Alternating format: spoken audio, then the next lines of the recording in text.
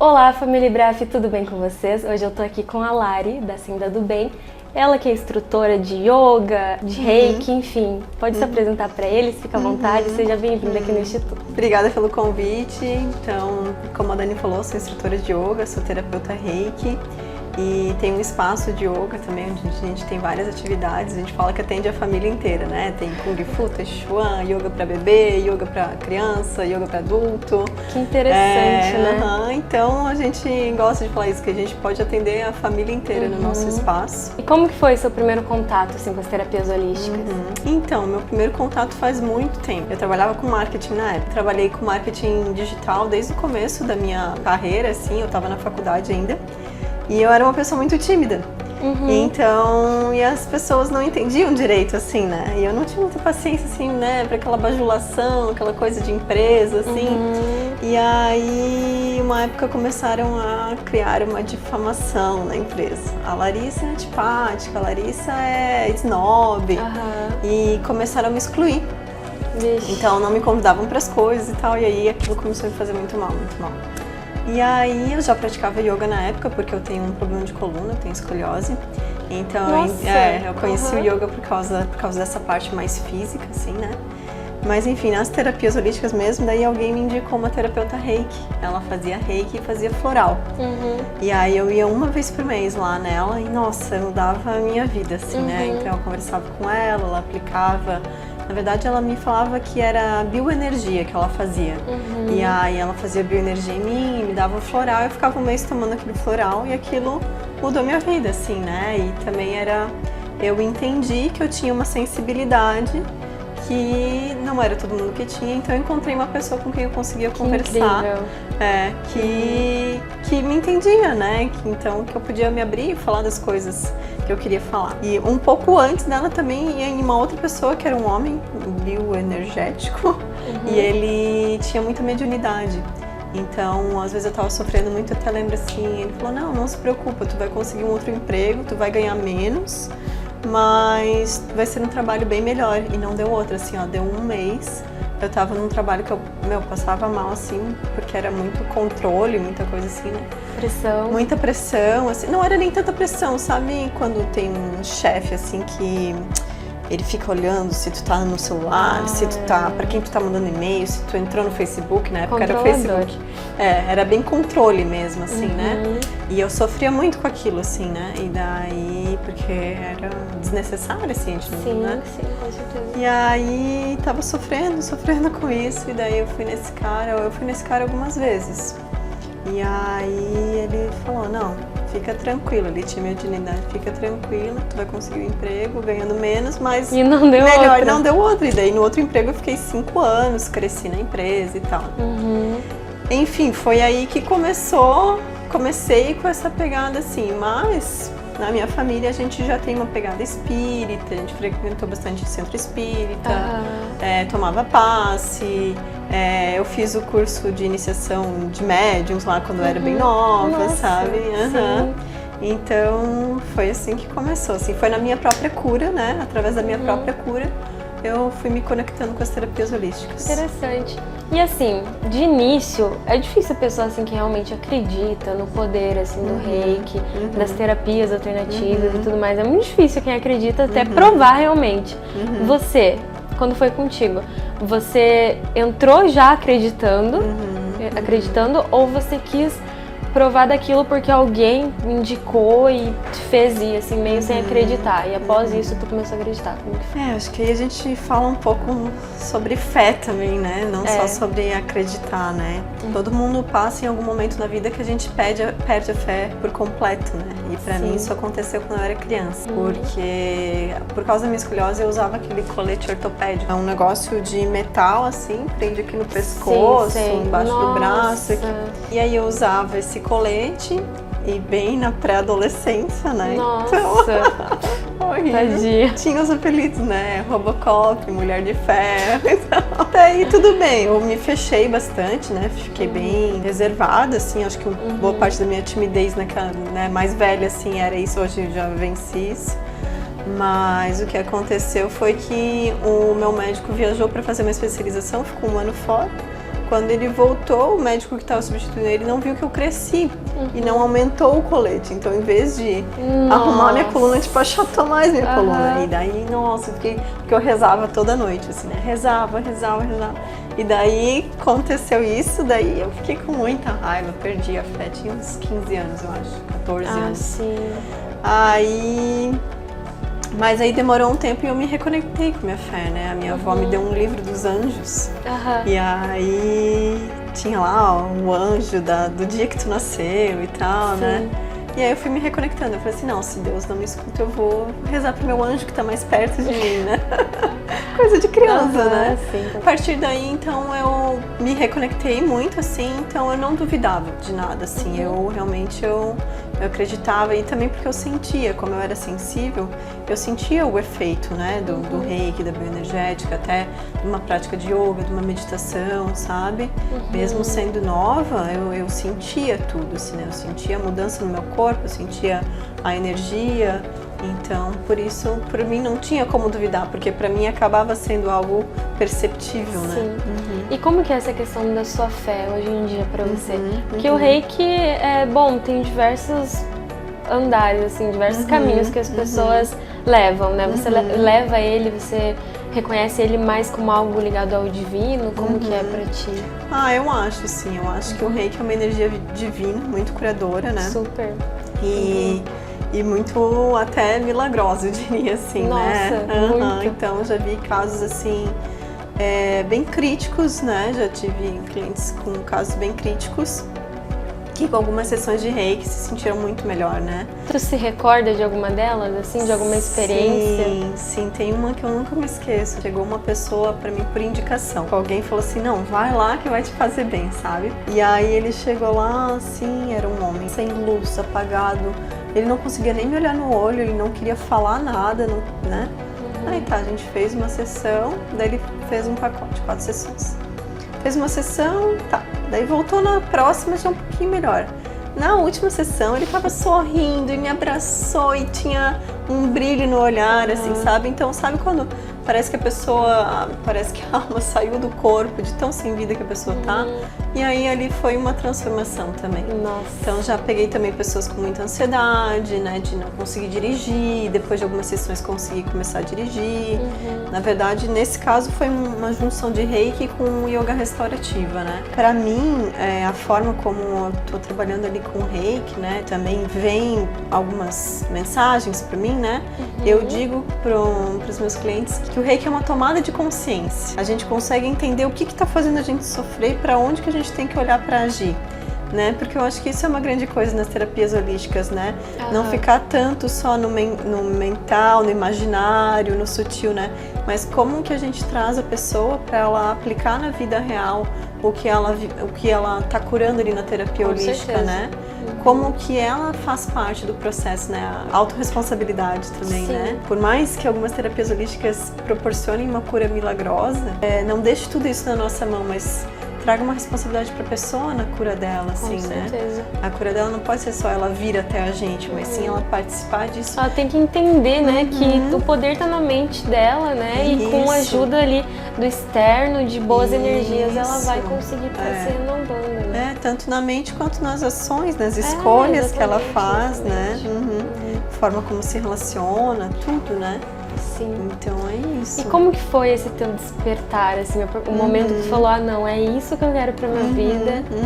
Começando pelo yoga, que foi por onde eu comecei, né? Sim. Eu já praticava yoga há muito tempo. E aí eu nunca me esqueço, assim, do dia que eu tive a ideia de que eu queria ser professora de yoga, porque eu sempre fui muito questionadora, assim, comecei a estudar jornalismo, daí mudei para publicidade, sempre questionando tudo, e daí eu gostava da minha profissão, mas daí já não estava mais fazendo sentido, e daí comecei a pensar, e aí eu falei assim, já sei o que eu quero ser. Eu lembro que eu estava descendo a serra de Curitiba para Joinville, minha família, eu sou de Curitiba, na verdade. E aí eu virei pro meu ex-marido e falei assim, eu já sei o que eu quero ser. Ele, o quê? E eu falei assim, não, eu quero ser professora de yoga. A minha professora de yoga faz tão bem pros alunos dela e todo mundo gosta tanto dela e pede ajuda pra ela e conselho e tudo mais, que eu quero fazer isso. Assim. Eu quero poder ajudar as pessoas, né? Nossa. Aí eu fui fazer as formações de yoga enquanto eu continuava trabalhando, né? E aí depois teve esses episódios do reiki e tal. E aí depois, quando eu já tinha meu espaço de yoga e tudo mais, aí surgiu a oportunidade de fazer um curso de reiki. E aí foi a mesma coisa, tipo, o reiki me fez tão bem naquela época, que eu tava sofrendo tanto, que eu também quero ajudar outras pessoas da mesma forma, né? Nossa, muito bom, muito legal mesmo. Sim.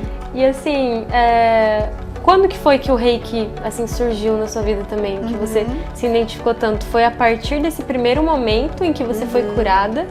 E aí, a partir desse momento, você decidiu se tornar... Teve um tempo no meio, né? Então, teve esse tempo ali, né? Eu vivi essa cura, mas é engraçado, né? Porque pensa assim, o yoga, ele começa mais pelo denso, pelo corpo, né? E o reiki é mais sutil, então acho que eu precisei desse tempo no yoga pra decidir também que eu também queria ser terapeuta e tal, né? Mas aí vagou esse tempinho, você se especializou ali no yoga, e aí depois, após isso, surgiu a oportunidade de curso de reiki. Você fez por aqui mesmo? Então, eu fiz em Balneário Camboriú. E até essa é uma história curiosa, assim, também, porque eu fiz uma formação lá, mas era uma pessoa de outra cidade que foi dar o curso lá, né? E aí eu quis fazer um nível 2 aqui com o meu mestre aqui em Florianópolis, né? Ele falou, eu não te conheço, eu tenho que te conhecer, porque às vezes não é a mesma linhagem e tudo mais. Daí ele veio aqui na Senda do Bem, aí falou, deixa eu ver sua mão. Daí ele, né, fez com o pêndulo assim, perguntou se eu tinha o reiki na mão. E o pêndulo não respondia. Então ele falou assim, olha, ou a iniciação não foi suficiente para abrir, né? Ou realmente não iniciou, né? E aí isso é interessante, assim, porque na linhagem, né, do meu mestre, que é a que eu ensino também, a gente tem 3 iniciações de meia hora para cada pessoa no nível 1, né? E o outro curso que eu tinha feito era uma iniciação rápida, assim, de 15 minutos, sabe? E eram muitas pessoas. Então, talvez foi isso, assim, né? Eu falo que eu acho que todos funcionam, mas cada um tem o seu jeito, a sua linha. Daí eu me identifiquei muito com esse mestre. Daí eu fiz nível 1, nível 2 e nível mestre com ele. É isso que eu ia pedir, tu fez todos novamente ali com ele, tipo, tu tinha feito o nível 1, né? Isso, e aí você refez ele com esse mestre. Então, daí ele me deu de graça o nível 1, né, as iniciações e a apostila. E aí eu fiz o 2 e o mestre com ele. E aí foi bem legal, porque depois mais pra frente eu dei cursos com ele e tudo, assim, sabe? Então... E atualmente tu é professora de reiki também? Ou... Sim, eu dou os cursos de reiki, não é o meu principal foco, mas eu dou alguns cursos de vez em quando, sim, de reiki. Mas eu foco mais nos atendimentos no momento mesmo e no yoga. E qual dessas áreas tu se identifica mais? Então, a minha paixão recente tem sido o Serena, né? Que eu comentei que é um método que eu formatei para atender as pessoas, porque elas vinham e elas queriam tudo. Elas queriam praticar yoga, elas queriam relaxar, elas queriam o reiki. Aí tu falou, peraí, vamos organizar. Então é isso, aí eu faço isso, a pessoa vem, conversa comigo, normalmente são 4 encontros individuais, para começar, né? E aí eu sinto naquele dia se a pessoa precisa de um reiki, se ela precisa de uma yoga restaurativa, ou se ela precisa de uma prática de yoga, ou de uma meditação, bem intuitivo profundo. Nessa hora. Bem intuitivo. Conforme o que a pessoa me fala que ela tá sentindo ali, e daí até teve uma pessoa que eu atendi que foi bem interessante, porque cada sessão foi uma coisa.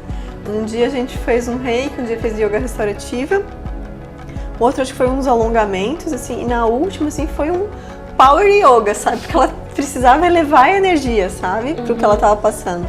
Então ela falou assim, nossa, realmente é o que eu preciso, né? O que eu preciso em cada dia eu tenho aqui, assim. E como que funciona a yoga restaurativa, assim, só para o pessoal entender? Tá. Bom, a yoga restaurativa, ela parte do princípio que a gente tá com o botão do estresse emperrado. Sim. Então, a yoga restaurativa, ela ativa a resposta do relaxamento, que é algo que a gente ativa normalmente quando a gente vai dormir. E quando a gente ativa a resposta do relaxamento, o nosso corpo consegue entrar numa homeostase, né? Então, diminuir a frequência cardíaca, ondas cerebrais, fluxo sanguíneo, tudo que faz o corpo se curar sozinho, né? Que ele tem essa capacidade de se curar sozinho. Sim. Mas como a maioria das pessoas tem ansiedade, não consegue dormir, trabalha muito, fica muito nas telas, o corpo não tem mais esse tempo de descanso. Sim. Então, a yoga restaurativa, a gente faz posturas que a gente acomoda a pessoa com vários acessórios. Almofada, bloquinho, um paninho nos olhos para ficar escurinho. E a pessoa fica de 15 a 20 minutos em cada postura até ela realmente relaxar todo o corpo. Relaxa todo o corpo, né? E aí também eu posso fazer um relaxamento guiado junto. Tem alguns pilares ali, né? Então é silêncio, o escurinho, e esse negócio do toque, do afeto, né? Então ela se sente como se estivesse um ninho, sendo abraçada, acolhida, né? Então até não sei se tu já viu aquele livro que fala The Body Keeps the Score, eu acho que O Corpo Guarda as Marcas. Já ouvi falar, mas não. Ele tem um capítulo que ele fala bem sobre o yoga, assim, yoga restaurativa entra nessa, assim, né? Ele diz que a gente guarda muitas marcas e traumas no nosso corpo e que às vezes a gente não consegue se resolver só no mental, né? Então, conversando com alguém, falando sobre isso. Então, a gente precisa de terapias corporais, seja um yoga, uma dança, uma yoga restaurativa, para poder curar certos traumas, assim. Interessante, bem legal. E assim, nessa parte mais do yoga, tu já presenciou alguma cena, sei lá, a pessoa dormir às vezes na hora ali da sessão que você tá fazendo? Como que é pra ti? E quando a pessoa dorme, assim, por exemplo, o que você faz nessa hora? Acontece, né? Às vezes as pessoas vêm tão exaustas que na hora... Porque toda a prática de yoga termina com um relaxamento, né? E só que o relaxamento, ele deveria ser um relaxamento ativo, né? Então você tá consciente do que tá acontecendo, mas às vezes as pessoas estão tão exaustas que elas realmente dormem, né? Aí é normal, daí aí você deixa. Eu deixo, aí às vezes ronca, daí todo mundo dá uma risadinha. Aí eu toco o sino, né? Aquele sino tibetano, né? Toco o sino, vai na orelha, toco o sino. Entendi. Suas técnicas. Sim. E assim, de uma maneira resumida, assim, o que é o Reiki pra você? Como que você identifica essa prática assim tão milagrosa hoje em dia? Bom, o Reiki pra mim é, como tu falou, é uma prática milagrosa, curadora, é muito sutil, muito amorosa, né? Então tem esse negócio do acolhimento no Reiki também, né? Que vem as informações que a pessoa tá pronta para receber e fora o relaxamento que ela provoca, né? É difícil tu aplicar um Reiki e a pessoa não queria voltar, né? Nossa, senti que eu fui para outro lugar. E às vezes foi mesmo, né? Sim. Mas uma coisa que eu tenho falado sempre, assim, é isso. Eu acho que para mim o Reiki é uma tomada de consciência do meu momento, assim. Então eu consigo identificar, né, onde estão os meus desequilíbrios e o que eu posso fazer para equilibrar nesse momento. Muito legal. E você falou ali sobre o yoga para as crianças, né? É você que faz? Não, é outra professora que faz. E como que é essa prática? Porque creio eu que tem diversos ali empecilhos também no meio por conta de ser criança. Como que vocês lidam com isso? Então, na verdade é bem divertido, assim, parece mais difícil do que é. Tem que ter saber lidar com as crianças ali, porque elas se distraem mais fácil, né? Sim. Mas o negócio é tornar tudo meio lúdico, né? Então, não é como uma prática de yoga para adultos, né? Que tem uma sequência certinha e tal, mais silêncio, não. Tudo a gente traz elementos mais lúdicos, né? Então, por exemplo, se a gente fala das emoções, a gente usa uns bichinhos, cada bichinho é uma emoção, sabe? Então se faz uma meditação mais fantasiosa também, né? Que legal. E aí a Polly, no caso, né, que é a professora, ela ensina as crianças a entenderem as emoções dela e como expressar essas emoções. Nossa, que é muito importante, muito né, importante, sim, porque às vezes as crianças não sabem que elas podem expressar as emoções, né? Sim. E Então tem sido um trabalho bem lindo, assim, de crianças que vêm ou muito ansiosas ou com muito medo, e aí elas vão se transformando com a prática de yoga, sabe? E você utiliza, no caso dessa moça que trabalha com você, ela utiliza dessa técnica que você usa no yoga, na yoga restaurativa? Por exemplo, você disse assim que na yoga restaurativa você primeiro tem o diálogo e aí depois relaxa, coloca no escuro, enfim. Sim, tem sim. Primeiro ela faz uma conversa com a criança, normalmente, e aí, mas ela sempre já prepara uma atividade, tem uma sequência de atividades, mas ela vai adaptando conforme a criança vai respondendo aquilo, né? E aí tem um pouco de movimento com o corpo, né? Então, que são algumas posturas do yoga. E aí as posturas do yoga, tudo a gente coloca nome de bichos, assim, né? Então, ou de coisas da natureza, já é assim para os adultos também, mas para as crianças é ainda mais lúdico, né? E aí faz alguma atividade de artes e tudo gira em torno das emoções, né? Todas as atividades. Então a gente não chega e fala assim, essa emoção é isso e é por isso que acontece isso, dão algumas voltas ali de uma maneira mais divertida. Isso, que a criança mesmo entende o que está acontecendo, sabe? Interessante. E aí no final, normalmente tem um relaxamento também guiado, e aí as crianças saem com aquela carinha assim, até uma mãe postou esses dias, né? Chegando no yoga, daí a criança não sei o que, e falando, fazendo cara feia. Aí depois do yoga tava zen. Queridos. E qual que é assim, a maior dificuldade que você vê hoje assim, nessa parte do yoga para as crianças? Eu acho que é contornar um pouco essa euforia que eles têm, assim, a maioria, né? Tem uns que são mais quietinhos, assim, mais tímidos e tal, né? Mas, em geral, eles, né, querem gastar energia, querem correr, querem mexer em tudo, né? Então, é saber ser firme com amorosidade, né? Então, principalmente porque tem os atendimentos individuais para as crianças. E tem a turminha, né? Então, quando é a turminha, eles se juntam, daí Então, acho que é mais isso, assim. E reiki para as crianças, você também faz? Eu já fiz algumas vezes, mas não me apareceram muitos nos últimos tempos, assim. Eu trabalho principalmente com mulheres, assim, com questões emocionais mais fortes e tal. A tensão, né? Por exemplo, a diferença, assim, tipo, você vai fazer um yoga ali para um adulto e um yoga para criança. Como que é? Tipo, as características, assim, que se diferenciam. Por exemplo, a pessoa, ela tem mais atenção, ela consegue ali não estar se dispersando tanto no momento. Já a criança, ela é um pouquinho diferente, né? Porque ela fica mais dispersa. E tem alguma outra pra gente incluir? Acho que assim, a principal diferença entre o yoga para as crianças e o yoga para os adultos é que o yoga para as crianças, a gente faz tudo mais lúdico e mais orgânico. Conforme a criança vai respondendo, a gente vai fazendo a prática. No yoga para os adultos tem um pouco disso também, né? A gente, por exemplo, se eu dou uma postura mais desafiadora e eu vejo que a turma não consegue fazer, talvez eu volte um pouco atrás. Esses dias até aconteceu isso. Eu falei assim, quem que depois dessa posição, quem quiser fica no cachorro olhando para baixo, quem não quiser descansa em balasana. A turma inteira foi para balasana, que é a postura da criança, uma postura deitada no chão assim, né? Ai, que legal! Todo mundo foi descansar, a turma tá cansada, vou ter que mudar, porque eu ia dar uma série de fortalecimento. E daí eu vi que a turma não ia acompanhar, eles estavam muito cansados, sabe?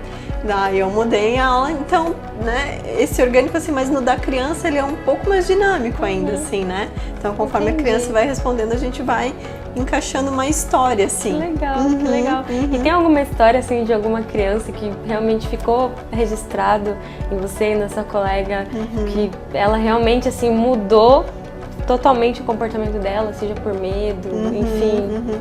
Sim, a gente tem uma criança que ele andava com muito medo, e aí ele veio, fez algumas aulas, né, e aí ele estava bem mais tranquilo, dormindo melhor, e ele queria a toda hora vir aqui.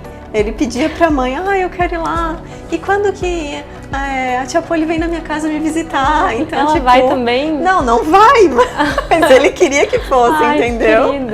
Então ele gostou tanto, fez tão bem pra ele, assim, que ele criou esse vínculo mesmo, assim, né? Legal, nossa, muito bom. Bem bom. E tem algum recado que tu queira passar assim, para as pessoas, sei lá, para as mamães também, que estão assistindo, da importância que é ter esse yoga, assim, desde pequenininho na criança também, pra ela conseguir estar se entendendo. Sim, eu acho que são duas coisas aí, né? Tem isso do yoga para criança, mas a criança também é muito reflexo dos pais, né? Sim. Então, eu acho que assim, priorizar esses momentos para ti mesmo, assim, para ti mesmo, é muito importante.